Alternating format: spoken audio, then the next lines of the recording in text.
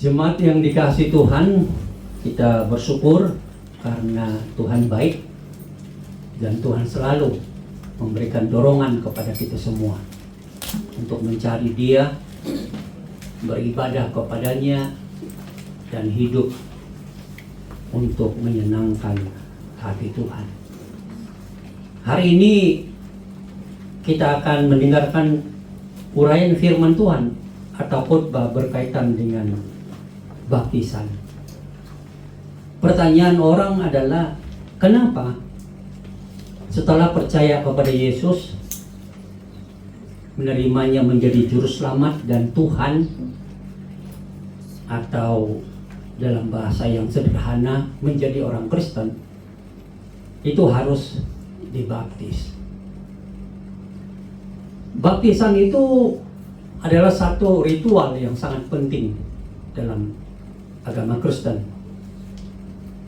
Ia merupakan satu yang sangat kudus, sangat suci. Itulah sebabnya setiap gereja di seluruh dunia akan membaptis sebagai upacara kudus bagi seseorang yang sudah mengambil keputusan percaya dan menerima Yesus menjadi juru selamat dan Tuhannya. Ada beberapa hal yang kita bisa mengerti menurut ajaran firman Tuhan berkaitan dengan baptisan. Mari kita melihat firman Tuhan di dalam Markus pasal 16 ayat 16. Kitab Injil Markus pasal 16 ayat 16. Saya mengundang saudara untuk membacakannya bersama-sama. 1, 2, dan mulai. Siapa yang percaya dan dibaptis akan diselamatkan, tetapi siapa yang tidak percaya akan dihukum. Setiap orang yang percaya dan menerima Yesus menjadi juru selamat dan Tuhannya, firman Tuhan katakan mereka perlu dibaptis. Baptisan adalah pernyataan yang dilakukan oleh seseorang itu bahwa dia sudah mengambil keputusan untuk percaya kepada Tuhan Yesus menjadi juru selamat dan Tuhannya dan mengikutinya sepanjang hayatnya. Baptisan itu adalah kelengkapan atau pengejawataan dari iman percaya seseorang. Kalau memang orang itu mengambil keputusan untuk percaya dan menerima Yesus menjadi juru selamatnya,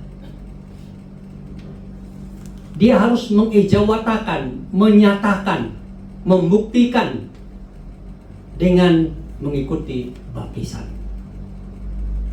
Di mana di dalam baptisan itu adalah satu pengakuannya secara pribadi di hadapan Tuhan dan jemaat Tuhan yang bisa melihat bahwa saat dia dibaptis, dia sudah mengambil satu keputusan yang sungguh-sungguh dari hatinya yang paling dalam untuk percaya dan menerima Yesus menjadi juru selamat dan Tuhannya dan mau mengikutinya sepanjang hayatnya. Baptisan itu adalah menyatukan diri kita dengan Yesus Kristus. Karena pada saat baptisan dilakukan, sebelumnya itu kita sudah mengambil keputusan untuk percaya dan menerima Yesus. Jadi baptisan itu menyatukan kita dengan Kristus, mengidentifikasikan diri kita dengan Yesus. Kita bersatu dengan Yesus. Atau dalam bahasa yang lain, mensekutukan diri kita kepada Tuhan Yesus, menjadikan Dia satu-satunya Tuhan dan juru selamat kita.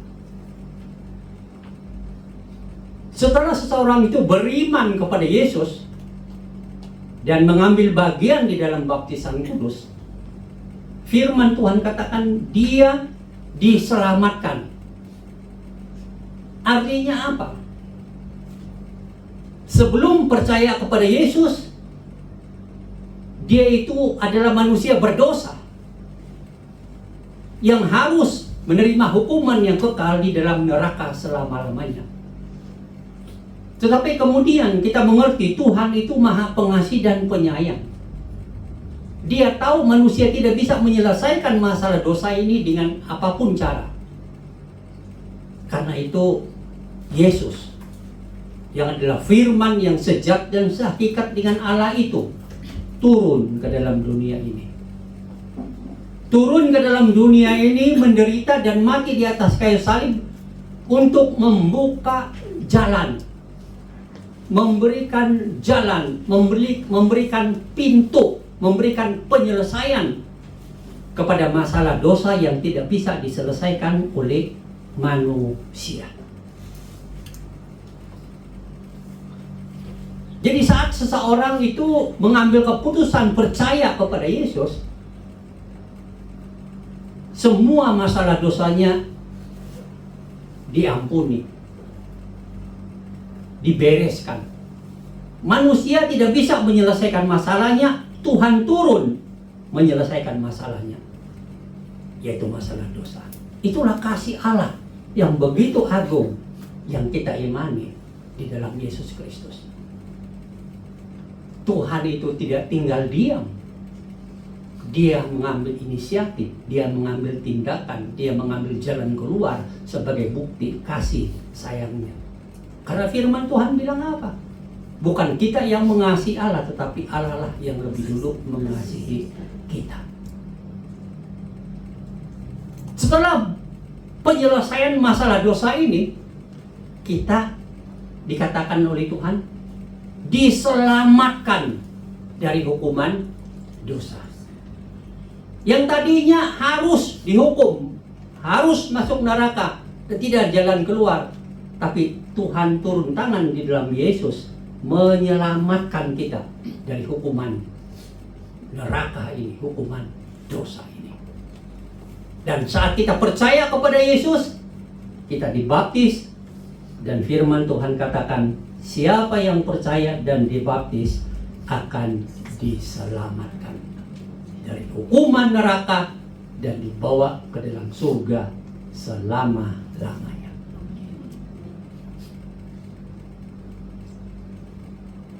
Hal lain lagi berkaitan dengan baptisan adalah satu perintah dari Tuhan. Kalau kita membaca dalam Matius pasal 28, kita akan lihat ayat 18 sampai ayat 20. Kitab Injil Matius pasal 28 ayat 18 hingga ayat yang ke-20.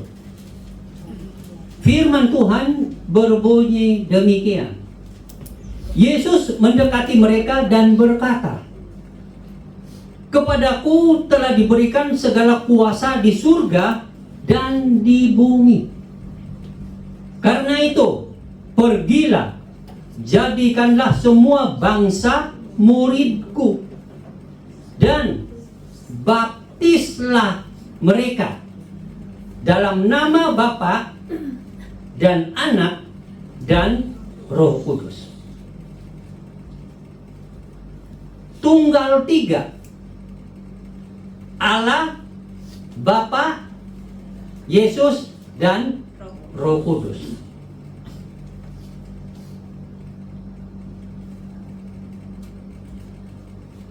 Dan ajarkanlah mereka melakukan segala sesuatu yang telah kuperintahkan kepadamu. Ketahuilah, aku menyertai kamu senantiasa sampai kepada akhir zaman. Kalau kita katakan baptisan itu adalah perintah Tuhan, dan di ayat ini yang memerintahkan adalah Yesus. Apakah Yesus Tuhan? Dalam ayat ini saja dikatakan dalam ayat 18, bunyinya bagaimana? Yesus mendekati mereka dan berkata, "Kepadaku telah diberikan segala kuasa di surga dan di bumi." Siapa yang memiliki segala kuasa di surga? Tuhan. Siapa yang memiliki segala kuasa di bumi? Tuhan. Jadi Yesus secara pribadi menyatakan secara terang-terang bahwa Dia memiliki kuasa. Bukan kuasa saja, segala kuasa di surga dan segala kuasa di bumi dimiliki oleh Kristus. Siapa yang memiliki segala kuasa di surga dan di bumi? Tuhan. Kalau Yesus mengatakan itu bagi dirinya sendiri, berarti Dia adalah Tuhan. Dia adalah yang terkemuka di dunia dan di akhirat. Siapa yang terkemuka di dunia dan di akhirat? Tuhan. Dan Yesus terkemuka di dunia dan di akhirat, berarti Dia adalah Tuhan. Manusia tidak bisa memiliki segala kuasa di surga dan di bumi. Nabi tidak memiliki kuasa, segala kuasa di surga dan di bumi. Sehebat-hebatnya Nabi pun tidak bisa. Tapi Yesus, segala kuasa di surga, segala kuasa di bumi, adalah Dia sendiri memilikinya. Dia Tuhan. Terkemuka di dunia dan di akhirat, Dia Tuhan. Sebagai Tuhan, Dia katakan, karena itu pergilah, jadikanlah semua bangsa, semua etnik, semua suku bangsa muridku. Jadi yang penting di sini menjadi murid, pelajar. Mau belajar tentang Tuhan Yesus dan mau menerimanya dan mau mempelajari apa yang dikehendaki oleh Tuhan Yesus. Dan baptislah mereka. Baptislah, itu kata perintah. Jadi Yesus memberikan perintah ini supaya semua yang percaya kepada Yesus, menerimanya menjadi juru selamat dan Tuhannya, menjadi murid Yesus, itu harus dibaptis.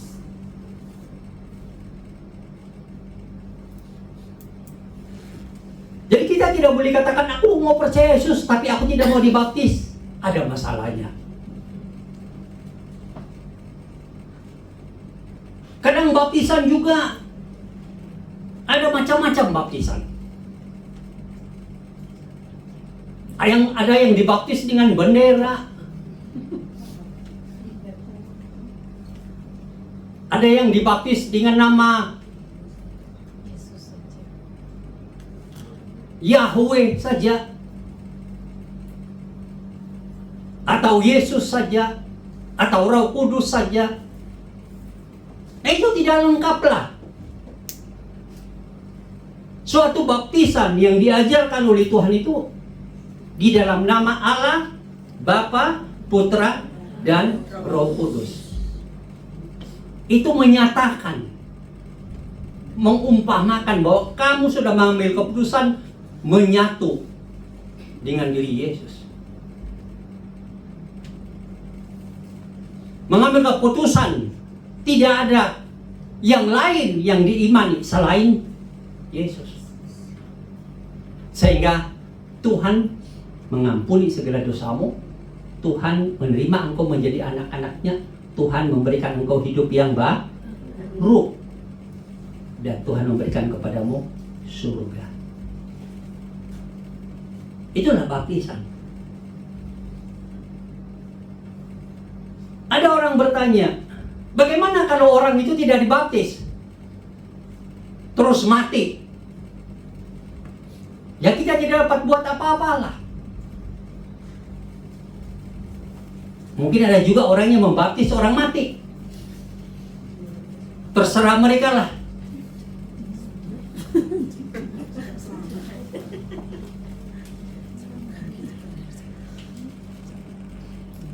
Sebenarnya orang yang belum sempat dibaptis karena satu dan lain hal, tetapi dia sudah mengambil keputusan untuk percaya dan menerima Yesus menjadi juru selamat dan Tuhannya, dia selamat.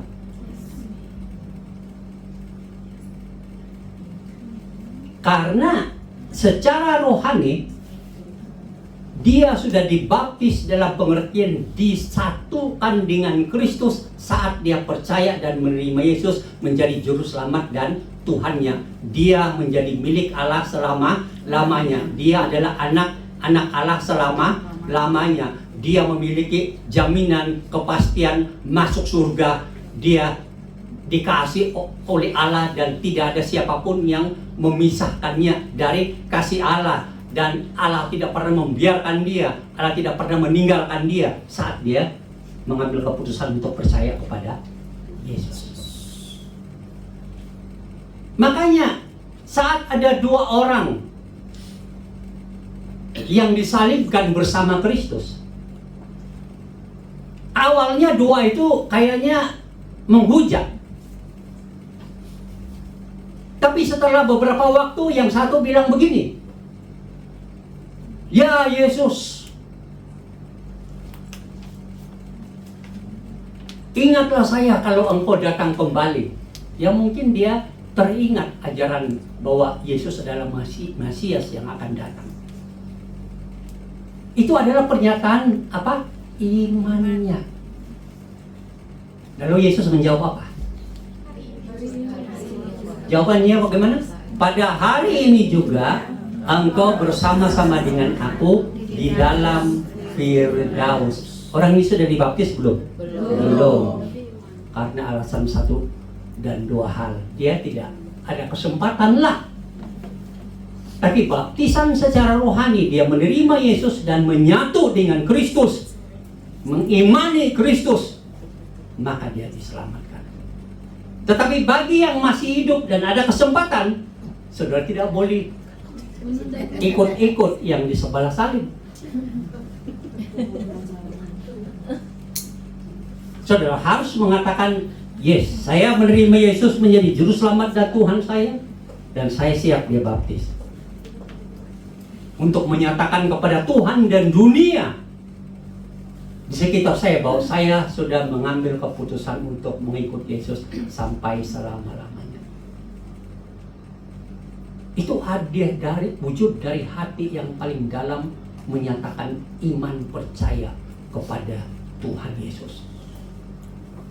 Bagaimana kalau orang yang dibaptis tapi tiada hati?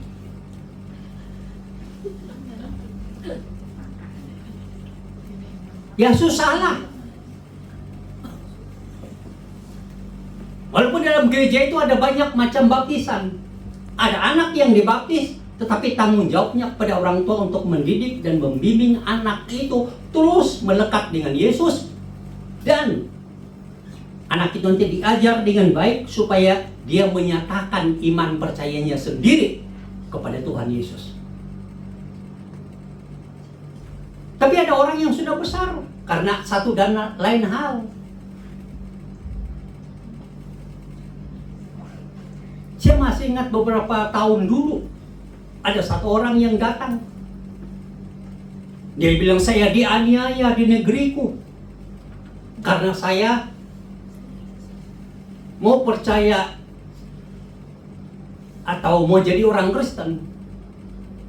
Tetapi setelah bicara dan sebagainya, dia bilang, "Bisa nggak pendeta baptis saya supaya saya pakai itu surat untuk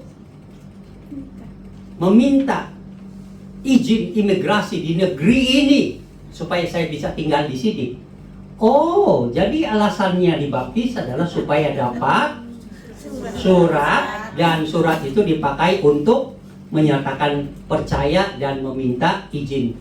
Saya bilang, Oh, saya minta maaf, saya tidak bisa kalau hal-hal yang berkaitan seperti ini. Ibu harus sungguh menyatakan diri dulu untuk sungguh percaya kepada Yesus dan ikut pelajaran-pelajaran supaya sungguh ibu mengerti apa arti percaya Yesus. Bukan mau dibaptis, dapat surat baptisan dan selesai. Ada orang yang mungkin karena terpaksa mau dibaptis. Selain alasan tadi itu, dia tidak mengerti kenapa dia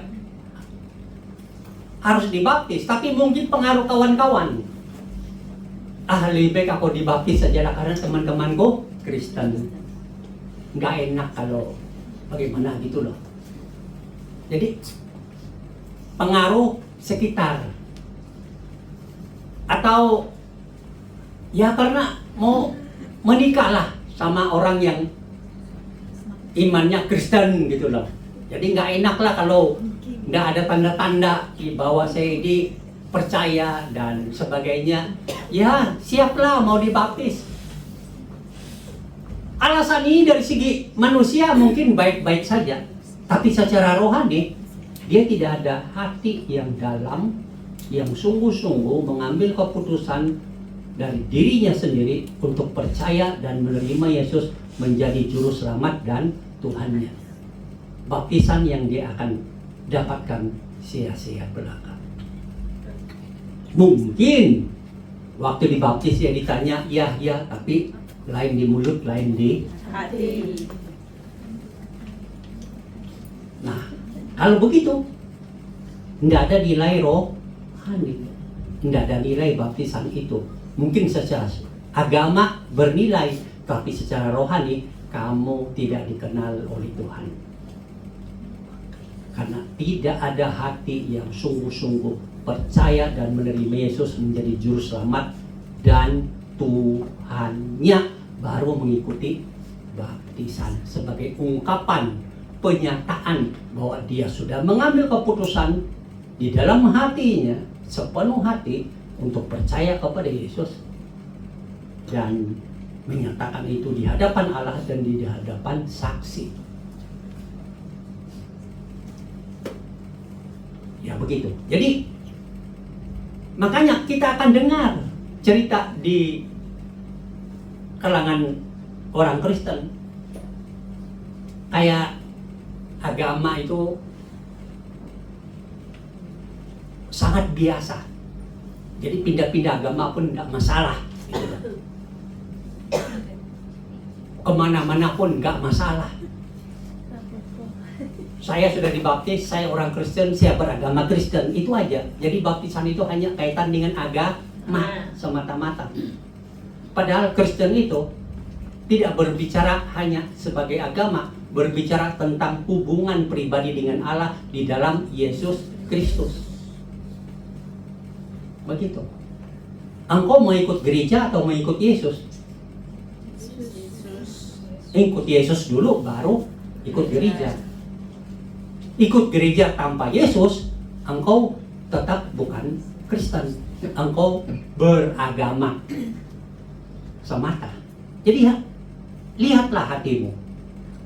Apakah engkau dengan sungguh hati percaya dan menerima Yesus menjadi juru selamat dan Tuhanmu?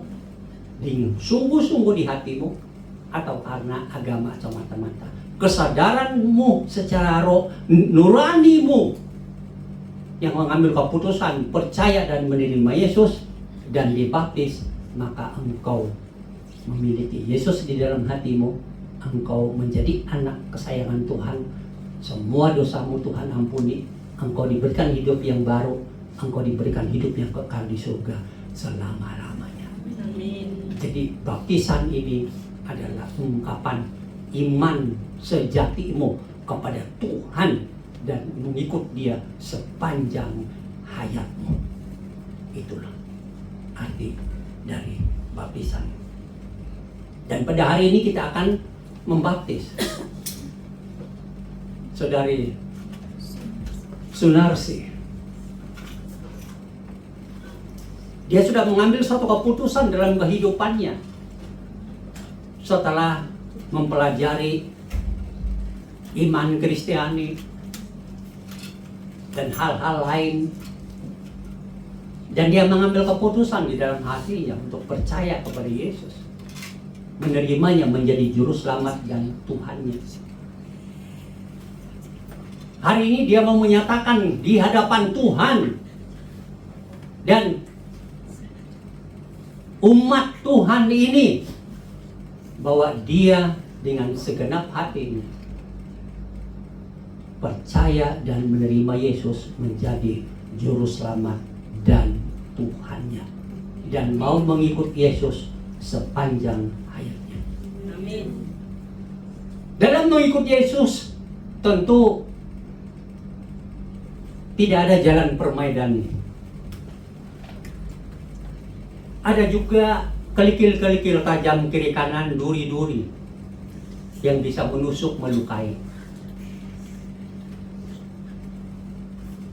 Tidak semua orang di sekitarmu akan memberikan kata-kata yang positif atau dukungan, walaupun banyak yang melakukannya.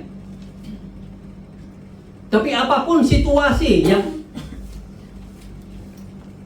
dialami nanti setelah menerima Yesus menjadi juru selamat dan Tuhan dan mengambil bagian dalam baptisan kudus, tetaplah berdiri kuat.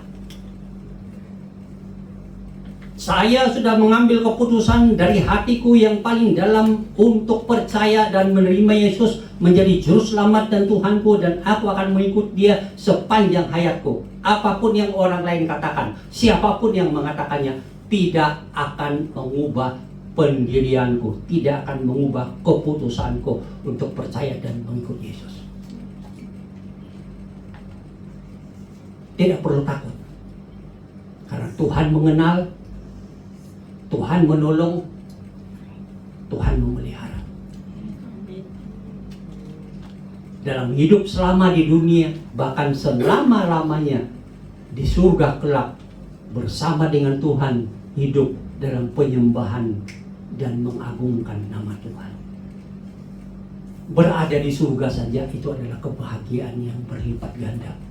Tidak perlu ada aktivitas-aktivitas lain seperti kepercayaan lain. Tidak perlu.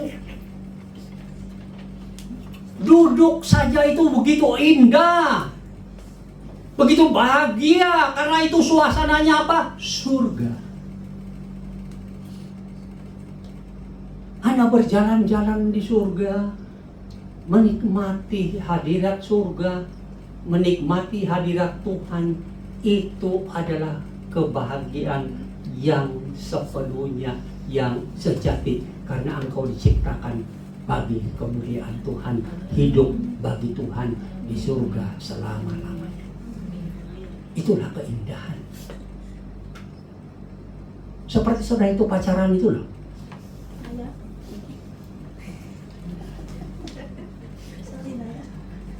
Duduk bersama dengan dia saja sudah bahagia, walaupun hujan ke apa, ke panas ke, makan kacang saja ke, tapi karena duduk di situ sudah bahagia, nggak tahu kenapa.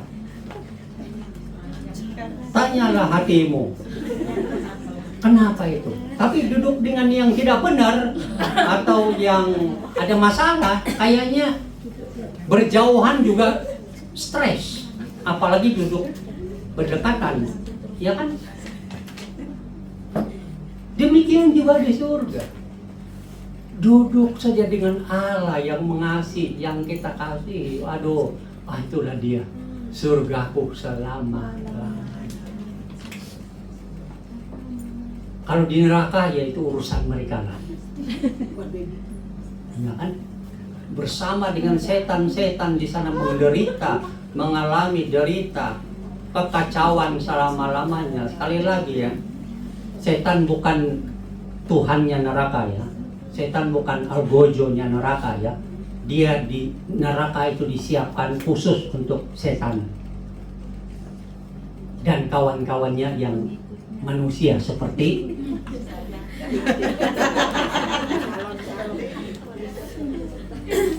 yang berdosa, yang tidak percaya Yesus. Di situ dia. menderita selama-lamanya.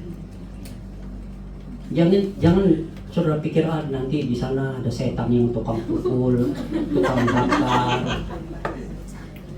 Kalau begitu bahagia sekali setan, ya kan? Bahagia dia, tukang pukul, tukang tarik-tarik hidung, telinga, tukang bakar-bakar, oh bahagia dia. Berarti kesalahannya tidak dihitung sebagai hukuman, tapi bukan begitu ajaran Alkitab. Neraka disediakan khusus untuk setan dan kawan-kawannya dan manusia yang tidak percaya kepada Tuhan di dalam Yesus Kristus. Kumpullah kamu di sana selama-lamanya. Begitu. Tapi kita, ya, apapun situasi yang dihadapi dalam hidup ini, tetaplah pegang Yesus. Yesus adalah pilihanku, keputusan sejatiku. Siapapun yang mau menghina, yang membuang aku tetap pegang Yesus. Ada banyak cerita kesaksian. Dia dibuang oleh keluarganya, mau dibunuh oleh keluarganya, dia tetap saja percaya Yesus. Kalau sudah melihat satu YouTube yang judulnya Behind the Sun, itu mengisahkan orang-orang di Timur Tengah sana. Begitu dia percaya Yesus, terima Yesus, langsung dia dikejar oleh pembunuh-pembunuh yang diutus oleh keluarganya sendiri, oleh papa mamanya. Jadi saudara-saudara angkel-angkelnya itu disuruh untuk membunuh. Jadi dia dikejar terus, mau dibunuh, karena dia sudah memilih dan percaya kepada Yesus.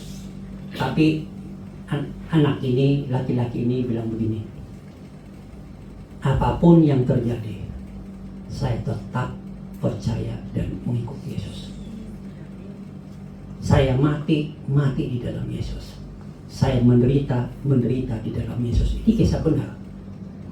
Lalu dengan banyaknya cara orang-orang untuk menyelamatkan dia.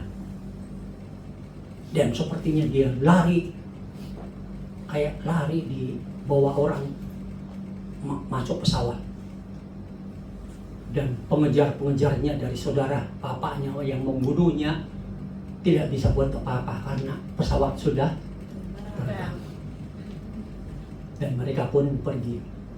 Tahu-tahu dia tidak naik pesawat. Dia tetap tinggal di Timur Tengah sana. Dan dia bilang, aku ada di sini dan aku akan memberitakan kabar Yesus kepada orang-orang di sini. Itu. Ada situasi sulit, ada penderitaan, pegang Yesus. Setelah engkau mengambil keputusan untuk percaya menerima Yesus menjadi juru selamat dan Tuhanmu dan mengambil bagian dalam baptisan kudus, ikuti Yesus sampai selamanya. Dan saudara-saudara yang sudah dibaptis, ikuti Yesus sepanjang hayat. Jangan mudah dipengaruhi oleh orang lain. Orang lain biarkanlah mereka berbicara, tapi hatimu hanya ada satu bicara, aku tetap percaya Yesus sepanjang hayatku. Amin.